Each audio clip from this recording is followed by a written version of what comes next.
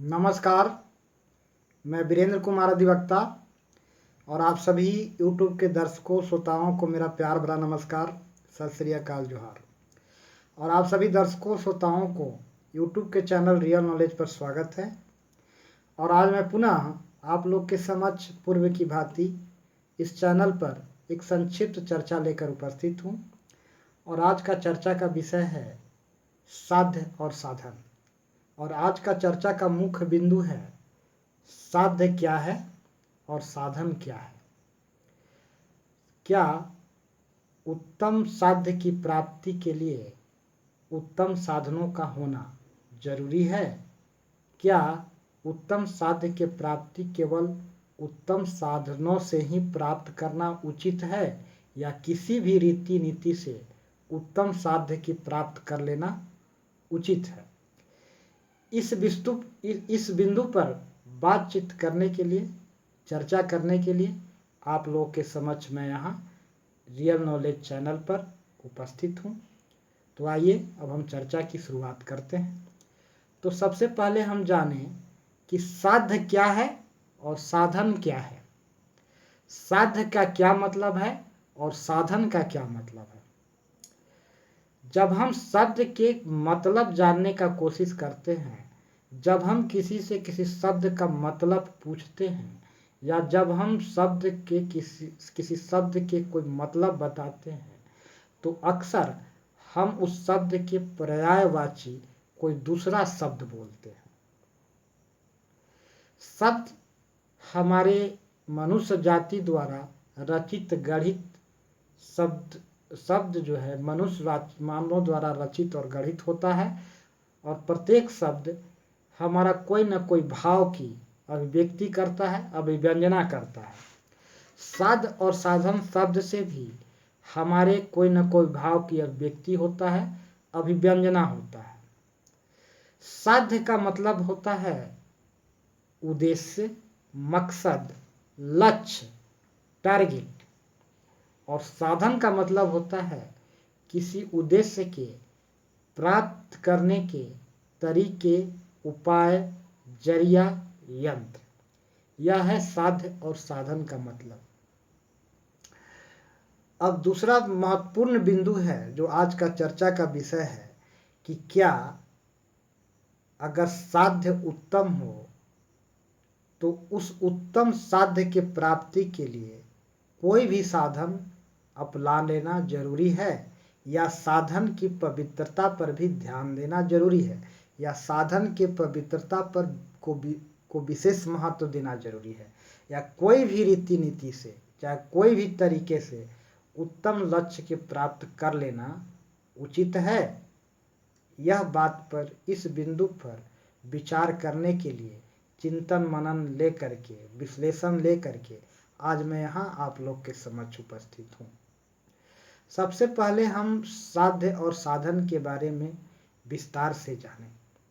अभी मैंने बताया कि साध्य का मतलब होता है उद्देश्य, लक्ष्य, मकसद और टारगेट। और साधन का मतलब होता है उस उद्देश्य, लक्ष्य और मकसद को प्राप्त करने के जरिया, तरीके, उपाय, यंत्र आदि।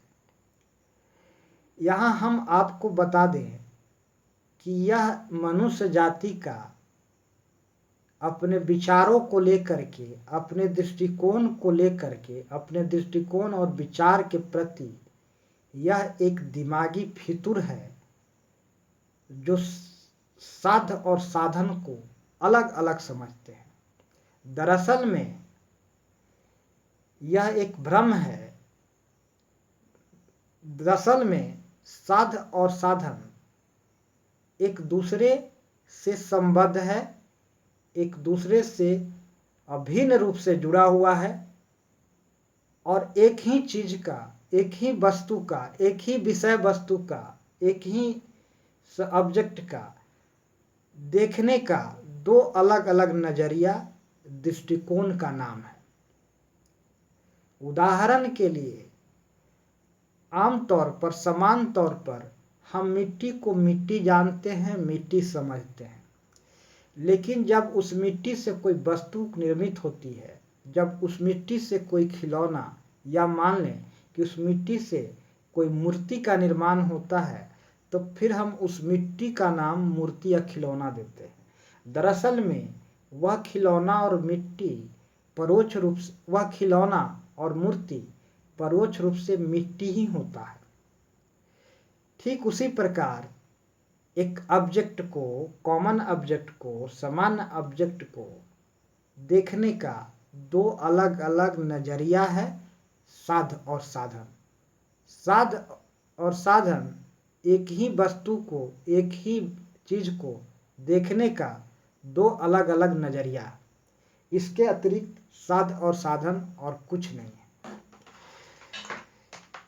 उत्तम लक्ष्य की प्राप्ति के लिए जैसा कि कहा जाता है कि कोई भी रीति नीति अपनाना उचित है, नहीं। उत्तम लक्ष्य की प्राप्ति सिर्फ और सिर्फ उत्तम साधनों से ही संभव है। उत्कृष्ट साध्य की प्राप्ति सिर्फ और सिर्फ उत्तम साधन से ही संभव है, क्योंकि मनुष्य को विशेष रूप से साधनों पर नहीं बल्कि साध्य पर ध्यान देना चाहिए, साध्य को महत्व देना चाहिए। अगर साध्य पवित्र है, अर्थात लक्ष्य, मकसद, उद्देश्य पवित्र है, तो उसके प्राप्ति के साधन अपने आप पवित्र ही होगा, क्योंकि प्रत्येक साध्य के साथ जुड़ा हुआ है उसके प्राप्ति के साधन। यह प्राकृतिक रूप से जुड़ा हुआ है, संबंध है। अर्थात कहने का तात्पर्य है कि किसी लक्ष्य की प्राप्ति एक निर्धारित, एक निश्चित साधन से ही संभव है। उस साधन के अतिरिक्त, उस उपाय के अतिरिक्त, उस तरीका के अतिरिक्त अन्य किसी भी तरीके से, अन्य किसी भी उपाय से उस लक्ष्य को प्राप्त नहीं किया जा सकता। यह प्रकृति का अटल नियम और सिद्धांत है। यह प्रकृति का सिद्धांत है, यह प्रकृति का नियम है। अब प्रश्न खड़ा होता है, प्रश्न उत्पन्न होता है, प्रकृति का नियम ऐसा क्यों है? अब प्रश्न उत्पन्न होता है कि प्रकृति का नियम ऐसा क्यों है? प्रकृति का नियम, नियम सिर्फ नियम है। नियम का उद्देश्य मानव जाति का कल्याण, मानव जाति के जीवन को सरल, सुगम, सहज और सुलभ बनाना होता है, और मानव जाति के जीवन को खुशहाल बनाना होता है। इसी उद्देश्य से नियम स्थापित किए जाते हैं, और प्रकृति के नियम का भी उद्देश्य यही है। तो किसी भी लक्ष्य के प्राप्ति के लिए उसके साधन निश्चित है, निर्धारित है, फिक्स है, तय है, और सिर्फ उसी साधन से ही उस लक्ष्य को प्राप्त किया जा सकता है। उदाहरण के लिए हमें एक स्थान से अगर दूसरे स्थान जाना होगा, तो हम इसके लिए सिर्फ और सिर्फ एक ही साधन का इस्तेमाल कर सकते हैं, जिसे प्रकृति ने निर्धारित किया है, जिसे प्रकृति ने फिक्स किया है, जिसे प्रकृति ने सुनिश्चित किया है। वह है हमारा पैर। हम पैर रूपी साधन से ही एक जगह से दूसरे जगह जा सकते हैं, और कोई साधन से नहीं। अब यहाँ एक और तर्क दिया जा सकता है कि हम वाहनों से भी जा सकते हैं। अरे वाहन मनुष्य रूपी पैर का ही, वाहन मनुष्य के पैर के समान है, मान लिया जाए। यहाँ तर्क तो अनेक कुतर्क दिए जा सकते हैं। तो हमारे देखने के लिए एक ही साधन है, आइज, आंख, और इसके अतिरिक्त हम कोई दूसरा साधन से नहीं देख सकते। तो लक्ष्य प्राप्ति का एक निर्धारित साधन है, एक निर्धारित तरीका है, एक निर्धारित उपाय है, जिसे प्रकृति ने निर्धारित किया है, और उस तरीका के माध्यम से ही लक्ष्य की प्राप्ति संभव है। तो किसी पवित्र लक्ष्य की प्राप्ति केवल पवित्र साधन से ही संभव है।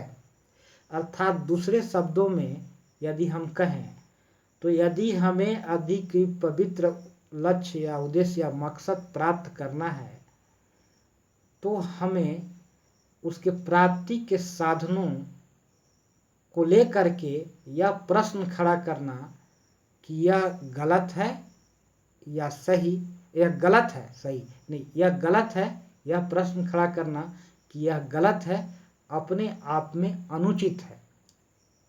क्योंकि उत्तम उद्देश्य के प्राप्ति कभी भी गलत साधन से, गलत तरीके से, गलत उपाय से संभव नहीं है। अगर कोई उत्तम लक्ष्य की प्राप्ति करना चाहता है तो उसके लिए जो रीति है, जो नीति है, जो रीति नीति, जो नियम उपाय निर्धारित है प्रकृति से, सिर्फ उसी रीति नीति को अपना करके ही वह लक्ष्य प्राप्त किया जा सकता है। ठीक उसके दूसरे शब्दों में हम कहें, विपरीत शब्दों में कहें तो यह कहा जा सकता है कि यदि किसी ने पवित्र लक्ष्य प्राप्त कर चुका है तो उस लक्ष्य के प्राप्ति के लिए उसने जिस किसी साधन को अपनाया है, वह साधन को ले करके यह नहीं कहा जा सकता है कि यह साधन गलत है, यह साधन अनुचित है, यह नहीं कहा जा सकता। यदि हम यह कहते हैं तो यह हमारा अपने विचारों के प्रति, अपने सिद्धांतों के प्रति, अपने दृष्टिकोण के प्रति यह हमारा एक प्रकार के दिमागी फितूर है, यह एक भ्रम है जो यह कहता है कि उत्तम लक्ष्य जो प्राप्त किया जा सकता है और जो किया गया है उसके प्राप्ति के साधन जो इस्तेमाल किए गए हैं वह अनुचित था। नहीं, अगर लक्ष्य उत्तम था तो उस लक्ष्य के प्राप्ति जिस साधन से किया गया वह कतई अनुचित नहीं हो सकता, गलत नहीं हो सकता है। प्रकृति ने संपूर्ण मानव जाति का लक्ष्य फिक्स किया है। हम संपूर्ण मानव जाति का एक कॉमन लक्ष्य है, एक कॉमन उद्देश्य है, एक कॉमन मकसद है, एक कॉमन साध्य है। वह है आनंद, मस्ती, सुकून, शांति की प्राप्ति। अब भला कौन ऐसा मनुष्य हो सकता है जिसे आनंद नहीं चाहिए जीवन में, जिसे सुख नहीं चाहिए जीवन में, जिसे शांति नहीं चाहिए जीवन में? कोई यह नहीं कह सकता कि मेरे जीवन का उद्देश्य शांति प्राप्त करना नहीं है, सुख, आनंद, मस्ती प्राप्त करना नहीं है। कोई यह नहीं कह सकता। संपूर्ण मानव जाति का एक कॉमन उद्देश्य है, एक कॉमन लक्ष्य है, वह है आनंद, मस्ती, सुकून, शांति की प्राप्ति। और इस लक्ष्य के प्राप्ति के लिए जो साधन अपनाए जाते हैं वह साधन को हम दूसरे शब्दों में हम अपना कर्म नाम दे सकते हैं, अपना कार्य नाम दे सकते हैं। जो प्रकृति ने हमारे कर्मों को निर्धारित कर दिया, अर्थात हमारे कार्य को निर्धारित कर दिया है। प्रकृति द्वारा प्रत्येक मनुष्य का कार्य निर्धारित किया हुआ है और उसी कार्य को करके, उसी कर्म को करके ही मनुष्य उत्तम लक्ष्य, अपने जीवन का उत्तम उद्देश्य अर्थात आनंद, मस्ती, सुकून, शांति को प्राप्त कर सकता है। वह फिक्स है। कहा जाता है कि मंजिल एक है मगर रास्ते अनेक हैं। यह सत्य है। मंजिल एक है मगर रास्ते अनेक हैं। मैं इस वाक्य के साथ मैं अपनी ओर से एक और वाक्य जोड़ना चाहता हूँ कि मंजिल एक है, रास्ते अनेक हैं, परंतु व्यक्ति विशेष के लिए, मानव विशेष के लिए, मनुष्य विशेष के लिए उस मंजिल, उस लक्ष्य की प्राप्ति का मात्र और मात्र एक ही सिंगल रास्ता है।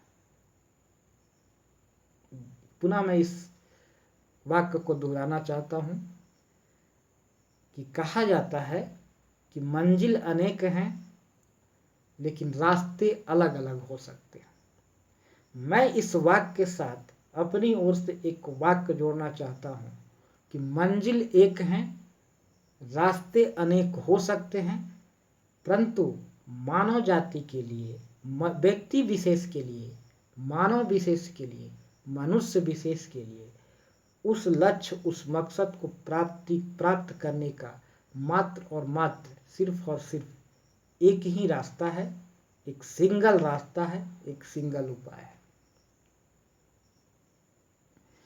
लक्ष्य को और साधन को हम अलग अलग दृष्टि से देखते हैं। हम इस बात को थोड़ा विस्तार से यहाँ बताना चाहूँगा कि लक्ष्य और साधन और साध्य एक ही ऑब्जेक्ट को देखने का दो अलग अलग तरीका और दो अलग अलग दृष्टिकोण है। मनुष्य का कॉमन उद्देश्य आनंद, मस्ती, सुकून, शांति की प्राप्ति है, जैसा कि मैंने अभी कहा। लेकिन प्रकृति ने हर एक मनुष्य का अलग अलग कार्य तय किया है। प्रत्येक मनुष्य का अलग अलग कार्य फिक्स किया है, यह प्रकृति द्वारा फिक्स किया गया है। और उसी कार्य को करके मनुष्य अपने लक्ष्य को अर्थात आनंद, मस्ती, सुकून, शांति को प्राप्त कर सकता है। तो मनुष्य के निर्धारित कार्य अर्थात उसका कर्म साधन है उस लक्ष्य को प्राप्त करने का, उसके लक्ष्य के प्राप्त करने का अर्थात आनंद, मस्ती, सुकून, शांति जो मनुष्य जाति का लक्ष्य है उसे प्राप्त करने का। तो मनुष्य के जो निर्धारित कार्य है, जो कर्म है, वह साधन है और साध्य है आनंद, मस्ती, सुकून की प्राप्ति। लेकिन मनुष्य का यह साधन अर्थात कर्म अर्थात उसका कार्य एक दृष्टि से अपने आप में एक साध्य भी है, क्योंकि प्रकृति ने प्रत्येक मनुष्य के अलग अलग कार्य निर्धारित किया है, तय किया है, और उसी कार्य को करके वह मनुष्य अपने जीवन के सार्थक बना सकता है, यानी अपने जीवन में आनंद, मस्ती, सुकून, शांति को प्राप्त कर सकता है, अपने जीवन के उद्देश्य को प्राप्त करता है। तो मनुष्य के जो साधन है, जो उसका कर्म है, जो उसका कार्य है, जो इसे प्रकृति ने निर्धारित किया है, वह मनुष्य का एक अपने आप में साध्य है, यानी वह मनुष्य के जीवन का उद्देश्य है, वह जीवन का साध्य है, वह जीवन का लक्ष्य है, वह जीवन का टारगेट है जिसे मनुष्य को करना है। वह है प्रकृति द्वारा निर्धारित उसका काम, उसका कार्य, उसका कर्म। तो एक दृष्टि से हमारा जीवन का जो उद्देश्य है वह मेरा कर्म है, हमारा साधन है। एक दृष्टि से वह मेरा उद्देश्य है, लक्ष्य है, टारगेट है, साध्य है, और एक दृष्टि से वह साधन भी है। साधन इस दृष्टि से है कि हमारा जीवन का उद्देश्य आनंद, मस्ती, सुकून और शांति की प्राप्ति है, और फिर हम अपने जीवन के उद्देश्य अर्थात हमने जीवन के कार्य जो हमारा जीवन का कार्य जिसे प्रकृति द्वारा निर्धारित है वह हमारा जीवन का उद्देश्य भी है। तो एक दृष्टि से हमारा जीवन का उद्देश्य हमारा कार्य है और यही हमारा एक साध्य भी है और यही आनंद, मस्ती, सुकून प्राप्ति का साधन भी है। तो साध और साधन एक ही वस्तु, विषय वस्तु को देखने के अलग अलग दृष्टिकोण का नाम हो सकता है। दूसरा एक महत्वपूर्ण वर्ष जो सदियों से लोगों के बीच वाद विवाद का विषय रहा है वह प्रश्न है, वह एक शाश्वत दार्शनिक प्रश्न है कि क्या उत्तम पवित्र लक्ष्य की प्राप्ति के लिए कोई भी रीति नीति अपनाना उचित है, या अर्थात कोई भी साधन अपनाना उचित है? नहीं। किसी लक्ष्य के प्राप्ति के लिए एक निर्धारित साधन है, एक निर्धारित तरीका है, एक निर्धारित उपाय है जिसे प्रकृति ने निर्धारित किया है, और उसी तरीका के द्वारा ही हम उस लक्ष्य को प्राप्त कर सकते हैं। हम कभी भी उस तरीके से भिन्न किसी दूसरे तरीके को अपना करके हम उस लक्ष्य को प्राप्त नहीं कर सकते हैं जिसे प्रकृति ने निर्धारित किया है। किसी उद्देश्य को प्राप्ति के लिए उस साधन के अतिरिक्त और कोई दूसरा साधन से हम उस उद्देश्य को प्राप्ति नहीं कर सकते। तो उत्तम पवित्र लक्ष्य की प्राप्ति के लिए जो साधन प्रकृति ने निर्धारित किया है उसी साधन से हम उस उत्तम और पवित्र लक्ष्य को प्राप्त कर सकते हैं।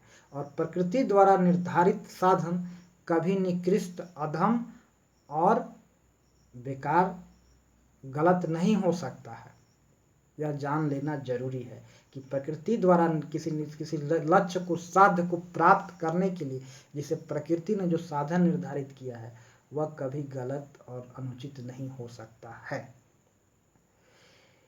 अब यहाँ एक प्रश्न, हम उदाहरण एक महाभारत की एक घटना को उद्धृत करना चाहेंगे कि गुरुद्रोण पर युद्ध जीतने के लिए, गुरुद्रोण पर विजय प्राप्त करना अर्जुन के लिए एक नामुमकिन कार्य था, बड़ा मुश्किल काम था। तब उस परिस्थिति में युद्ध जीतने के लक्ष्य के प्राप्ति के लिए श्री कृष्ण ने एक उपाय सोचा और उन्होंने एक अफवाह फैलाया अश्वत्थामा हता की, जो गुरुद्रोण का पुत्र था। और यह अफवाह युधिष्ठिर के माध्यम से यह कहलाया गया। तो यह एक छल, एक प्रपंच के रूप में आम किंवदंती है। ऐसा माना जाता है कि यहाँ छल हुआ, जो एक गलत रास्ता था। लेकिन यह एक दृष्टिकोण, एक भ्रम मात्र है। यह अपने आप में उचित तरीका था, यह फिक्स निर्धारित था, जिसे प्रकृति ने तय किया था, जिसे प्रकृति द्वारा निर्धारित किया गया था। यही एक तरीका था जिसे प्रकृति ने निर्धारित किया था और इस तरीके के अतिरिक्त और कोई दूसरा तरीका अपना करके गुरुद्रोण पर विजय प्राप्त नहीं किया जा सकता था। तो समय विशेष या संदर्भ विशेष यह तय करता है कि कोई भी उपाय, कोई भी युक्ति जिसको अपना करके लक्ष्य यानी मकसद को प्राप्त किया जा सकता है, वह उचित है या अनुचित, यह सिर्फ और सिर्फ समय या परिस्थितियां तय करती है। समय विशेष तय करता है, संदर्भ विशेष तय करता है। उस समय महाभारत के संदर्भ में मैं यहाँ बात कर रहा हूँ कि उस परिस्थिति में जो कृष्ण ने जो युक्ति जो अपनाया था, वह अपने आप में समय अनुकूल, उचित था और न्याय संगत था। और यह प्रकृति द्वारा निर्धारित था, प्रकृति द्वारा फिक्स था, प्रकृति द्वारा तय किया गया था। और उस समय में वही डिसीजन जो श्री कृष्ण और अर्जुन ने लिया था गुरुद्रोण पर विजय प्राप्त करने के लिए, अपने आप में सत्य था, न्याय संगत था, उचित था। क्योंकि किसी तरीका का सही और गलत होना समय विशेष, परिस्थिति विशेष और संदर्भ विशेष तय करता है कि यह किसी तरीका गलत है या सही, किसी उद्देश्य के प्राप्त करने के लिए कोई यह तरीका सही है या गलत, यह सिर्फ समय और परिस्थितियां तय करता है। तो श्री कृष्ण ने युद्ध के मैदान में अर्जुन को ललकारते हुए कहा था कि पार्थ, तुम युद्ध कर, यह समय की मांग है और यह समय तुम्हें युद्ध करने के लिए उकसा रहा है। अगर तू युद्ध नहीं करता है तो मैं युद्ध करूंगा, श्री कृष्ण ने अर्जुन से कहा था। तो समय में विशेष में और परिस्थिति विशेष में जो रीति नीति और तरीके अपनाए जाते हैं किसी उत्तम लक्ष्य के प्राप्ति के लिए, वह समय विशेष के अनुकूल, उचित और अनुचित होता है। तो समय विशेष के लिए अनुकूल जो उत्तम लक्ष्य के प्राप्ति के लिए जो तरीके, जो उपाय अपनाए जाते हैं, वह अपने आप में सत्य होता है और यह प्रकृति द्वारा निर्धारित होता है, फिक्स होता है, तय होता है। तो मैं यहाँ यह कहना चाहूँगा अंततः कि साधनों की पवित्रता इस बात पर निर्भर करता है कि साध्य क्या है। अगर साध्य उचित है, साध्य पवित्र है, तो उसके प्राप्ति के साधन अपवित्र हो ही नहीं सकता।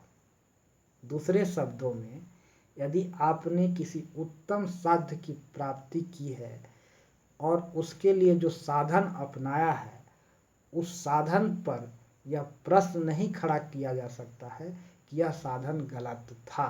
नहीं, अगर आपने उत्तम लक्ष्य प्राप्त किया है तो उसके प्राप्ति के साधन गलत हो ही नहीं सकता।